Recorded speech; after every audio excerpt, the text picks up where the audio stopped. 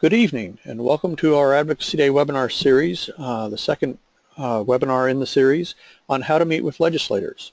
I'm Brian Minsker, President-elect for the Illinois PTA, and with me tonight also speaking is Barb Quinn, our Federal Legislative Consultant and a past President of the Illinois PTA. Can you say hello, Barb? Hi, everyone. All right, we're going to get started here, and where we're going to start is how to contact your legislator. Perhaps you know who your state representative and state senator are, or maybe you don't. Either way, you will want to start with Illinois PTA's Voter Voice. You can find Voter Voice on the Illinois PTA website at illinoispta.org under the Advocacy tab, and then click on the Take Action menu on the left. There are several tools here, but the one we're interested in is the Find Officials tool. You enter your zip code, and if your zip code has more than one legislative district, you'll also be asked to enter your street address. And that will then click on the little magnifying search button there, and that will give you a list of all your elected officials, both federal and state. And you can send them an email directly from Voter Voice by selecting them with the check boxes on the left of each name, and then clicking the Compose Message button at the bottom. You can also use this link to find out your legislator's contact information, as each name in this list is a clickable link. And when you click a name, you'll see their contact information, their website, their Facebook page, email address, the committees they serve on, if they have office staff in Springfield and what that office staff is. Some legislators do not use a state-issued General Assembly email address, but Voter Voice tends to have the personal ones that they also use for this. But some of our legislators do have those issued by the state. The other place you can go to find out information on your legislator's contact information is the Illinois General Assembly website at illinoisilga.gov. And when you go there, you're going to find a list of both the Senate and the House, and you can click on Members, and what that will take you to is an alphabetized list of the members of each House or the Senate in the General Assembly. So you'll need to know your legislator's name, or at least your House or Senate district number. When you click on a name, you also get their contact information, as well as some other information about them as well. However, it may not have their email address if it's a personal email address, or as we saw with Senator Bennett as well in the other one, who does use a state-issued one, but it still does not provide his email address link here. So if you're looking for an email address, your best bet may be to go with Voter Voice. And so that is how you can contact them.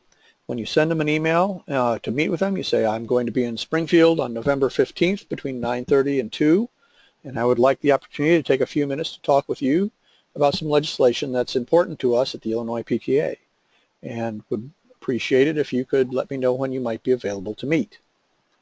And they will get back to you. And now I'm going to turn it over to our... Could we just back up 1 second? Sure. When you send that email, this is Barb Quinn. When you send that email, if you don't hear back from someone in the legislator's office within a reasonable amount of time, please pick up the phone and call to schedule the appointment. Don't wait to hear back from them, or don't assume that you can just arrive when it's convenient for you if you haven't actually made an appointment. All right, thanks, Barb. And I'm going to turn it back over to you here to talk about how to meet with a legislator. How to meet with your legislators.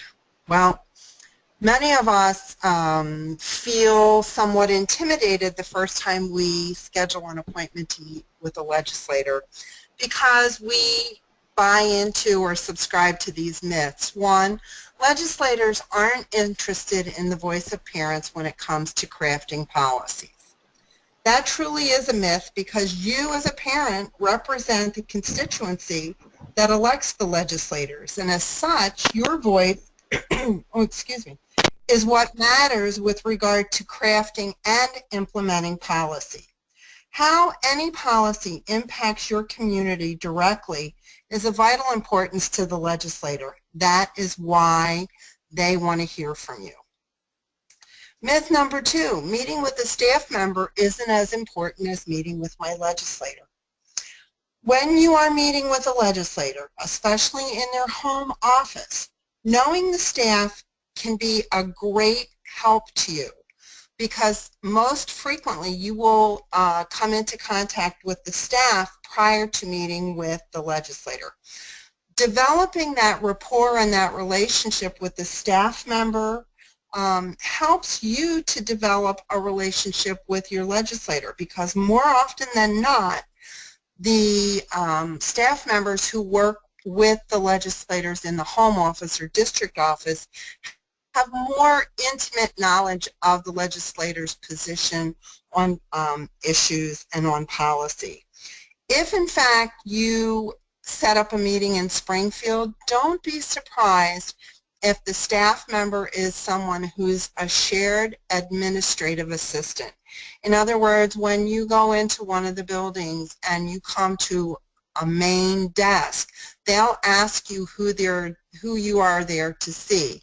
They will take your name, into the legislator, but they may work with 4 or 5 or as many as 6 legislators, so they really don't have the same sense of intimate knowledge of the legislator's position.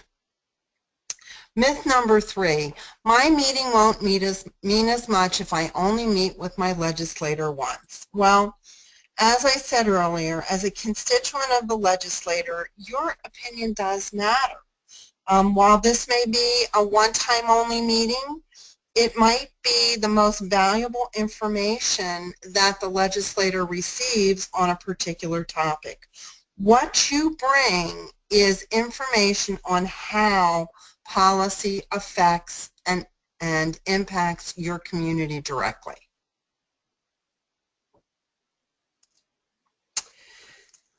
These 3 simple items can help keep you focused during a meeting, especially when your time with a legislator is limited. Be accurate, be brief, and above all, be courteous.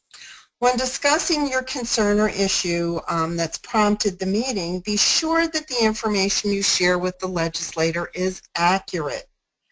We do a great deal of research on the areas or pending legislative pieces that we research and share with our members so that you do have accurate and up-to-date information to share with your legislator. Allow the legislator to ask you the questions they feel are vital to their decision-making process. Be sure that you understand that sometimes you will be asked a question you may not have the answer to. That's okay. You know where to go to get the answer. Let the legislator know that you will do your research or your homework and get that information to them as quickly as possible. Secondly, be aware of the time constraints that your meeting is operating under. Most legislators, if you meet with them in Springfield, because it's either during a session where they're running in between committee hearings, being on the floor to debate an issue, your time with them is going to be limited. So you don't want to say in 4 paragraphs what you could say in 2 sentences. And last but not least, be courteous. When you begin your meeting, thank the legislator for taking time out of their busy schedule to meet with you. Make sure that they know who you are. Introduce yourself. If you have a business card, leave it with them with the information you're going to provide them. If you don't have a business card, a simple piece of paper with your name and contact information is sufficient. Again, when you've concluded your conversation with the legislator, thank them again and be sure that they understand you are grateful that they've listened to your concerns.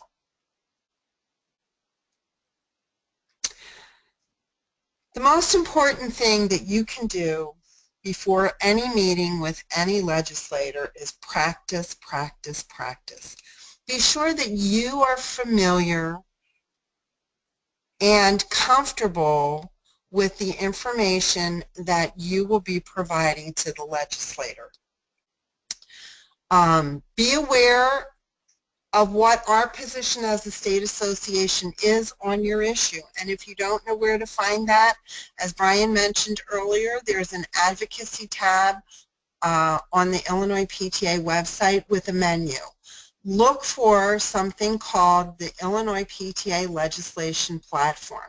If there's a topic that you're concerned about and we have a position as an association, you will find it in the legislation platform. Our positions are taken by the members of the association when we convene annually at our convention. If you're in doubt about a concern that you have and you're not quite sure how to take that to the legislature, or if you should, contact a member of the Legislation Policies Committee and we will be happy to help walk you through it. Secondly, know what it is you're asking for. Are you asking the legislator to sponsor a bill? Are you asking them to support a bill? Are you asking them to oppose a bill? Once you know what it is you want from them, be sure that you understand the talking points that have been provided by the state association when asking for your comment or commitment from the legislator. And again, practice how you're going to present your information, your concern to that legislator. This might be a good time to talk about the fact that we will be sponsoring a lobby day in Springfield on November 15th. I believe, Brian, you have the time frame for that? Yes, we will be covering that towards the end here as well, but that will be November 15th from 9:30 in the morning till 2 in the afternoon, and we'll have a table in the rotunda. And for those who are signed up in advance from the Illinois PTA website, you can find it in our slideshow at the top as a link to where you need to go to sign up. We will be providing free business cards for everybody who's coming and who signed up in advance with their contact information. So they will have that to hand to legislators. And we'll be also making sure that you have the talking points on the issues that we are going to be focused on in advance before you even come to Springfield. So that's another reason to sign up so that you have time to do your little practice on this. All right. Practice, practice, practice. All right. Some of the key elements in structuring your time constraints are determined by where you're going to be meeting with the legislator. Are you going to be meeting in the Springfield office, or will you be meeting in their home or district office? We've given you some of the pros and cons to both things. Obviously, when we sponsor a legislation day in Springfield, we're asking you to commit to coming to Springfield to meet with your legislator. Recognize that the date of this particular meeting in Springfield will be the first day of the override session, so it could be quite an exciting day. Again, if you're meeting in the Springfield office, remember that they have shared staff. And if you're meeting, you're less likely to meet directly with the legislator. You may have to leave a packet of information with the administrative assistant. And even if you do meet with the legislator themselves, you will probably have less time in the Springfield office. When you meet with them in the home office, they may have a staff member who is a policy specialist on the area of your concern. If it's an off time, you are much more likely to meet with them and be able to spend a greater deal of time with them in their home or district office. We remind you diligently to think about the advantages and disadvantages of where these meetings meetings will take place when you call to schedule that appointment, and plan accordingly. When you actually get to the meeting, it's a good idea to provide yourself at least 5 extra minutes before the scheduled time. It is very important that we not be late. Make sure that not only do you introduce yourself by name, but let the legislator know that you are indeed their constituent. You are part of their home community. If it's possible, find some way that you can make a connection. Oh, you live in Schaumburg, so do I. Did your children go to District 54 schools? Find something, if it's possible, that you have in common with the legislator. That builds that rapport and makes it more of a conversation than a confrontation. It's hugely important for us to remember that even when the legislator doesn't agree with us or doesn't commit to what we're asking them to commit to, we still want to thank them for hearing us out and at least listening to what our concerns are, and thank them for the time they've provided for us. Once again, understand what your pitch is and what your ask is. If the pitch is, here are my concerns and here are the facts that I have to share with you about those concerns. The ask is, what is it you really want the legislator to do as a result of the information that you have provided them? Do you want them to pass a bill out of committee? Do you want them to co-sponsor or sponsor a bill? Are you asking them to vote yes on an adequate, equitable, and sustainable budget? Know what it is you're asking for before you get to the meeting. If the legislator has questions for you, answer them if you know the answer, but don't be afraid to say, I'm really not sure about that. Let me check it and get back to you. The most important thing that you can share with your legislator are stories about how particular issues or concerns impact your community. For example, if you are talking about some of the recently enacted legislation like the breakfast after the bell bill, if you're in a district that doesn't meet the criteria, explain that your district doesn't meet the criteria for providing free breakfast, and explain how your community is working together to overcome that. And could the legislator be part of a group that looks at whether or not the 70% free and reduced is a really viable number? If you know that a bill is going to take funding away from your schools to provide, for whatever reason, think about how that can be conveyed. We know that there are parts of the state where school districts have done away with early childhood education completely because there's no money to fund it.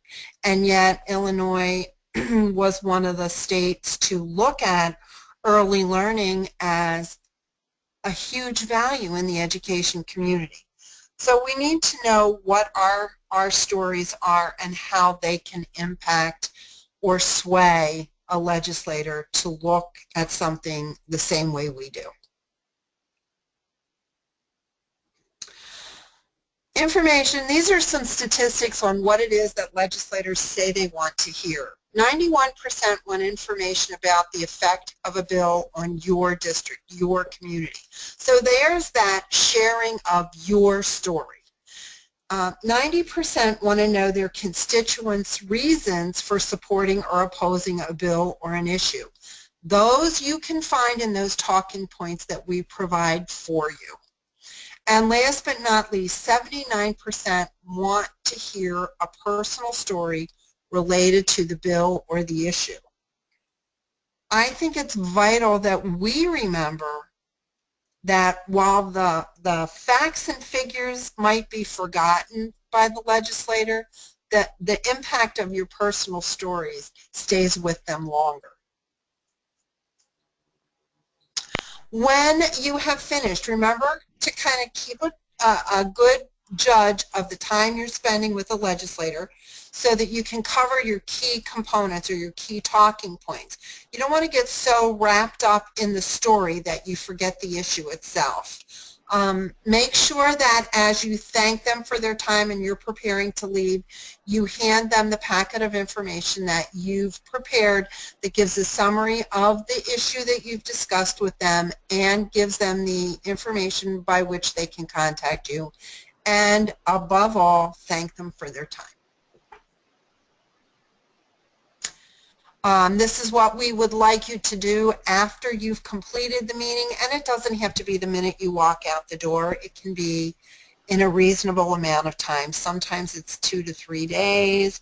I know that in many cases when we offer a legislation day or an advocacy day in Springfield, we have evaluation forms for you, and we provide you with information on how to follow up with your legislator. So again, send a follow-up to thank them. You can do it in writing, you can do it by email, you can do it by phone. If there's any information that you have informed the legislator that you will get for them and provide to them, make sure you get it to them. And last but not least, share the information that you gathered after meeting with your legislator with the Illinois PTA at the advocacy email address that's been provided for you. Okay. We're going to wrap up here. And with a quick review of the resources that are available to you, as we mentioned early on, Voter Voice is available at illinoispta.org under the Advocacy tab and the Take Action button. In addition to looking up your legislators and contacting them directly, you can also use Voter Voice to see how they voted on bills being followed by the Illinois PTA with our legislative scorecard. You can participate in our advocacy campaigns with pre-written emails for you on the issues that we are working on, and you can follow legislation on specific topics by searching there for what bills are on there, and you can sign up for the Illinois PTA Take Action Network as well. And when you sign up, you'll receive occasional emails. We don't do a whole lot of them, but ones that alert you to bills that we are requesting members contact their representatives about. So that's not terribly often, so it's not a lot of emails, extra emails, but when there is an important bill that we want our members to speak up on or an important issue, we do send out an email to give you a link to that, and it gives you a link to our Voter Voice tools that are there, usually with a pre-written message to send to your legislators as well, to make it nice and easy for you to take action on that. The other resource we mentioned was the Illinois General Assembly website at ilga.gov. In addition to looking up legislators' contact information, you can use the site to read the full text of bills before the State House and State Senate, and you can keep track of the process of those bills as they go through the legislative session and process. And with that, that brings us to the end of our formal part of our presentation. Are there any questions?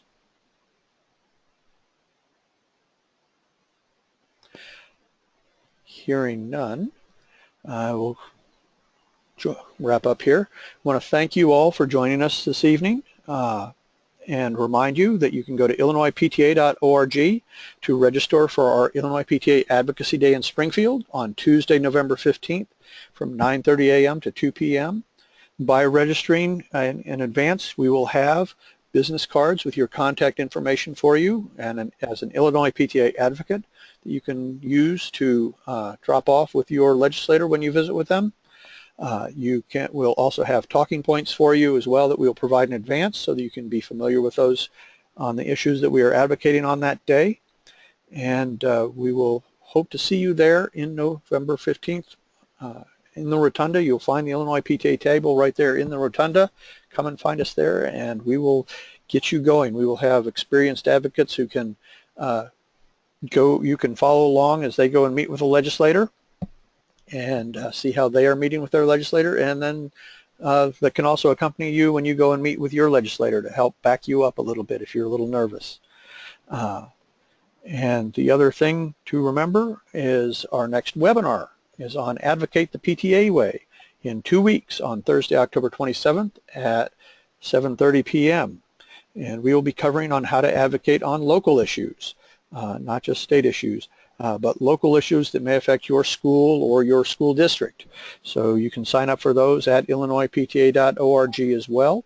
And we hope to have you on the call or on the webinar in 2 weeks, and we hope to see you on November 15th in Springfield. Thank you for joining us.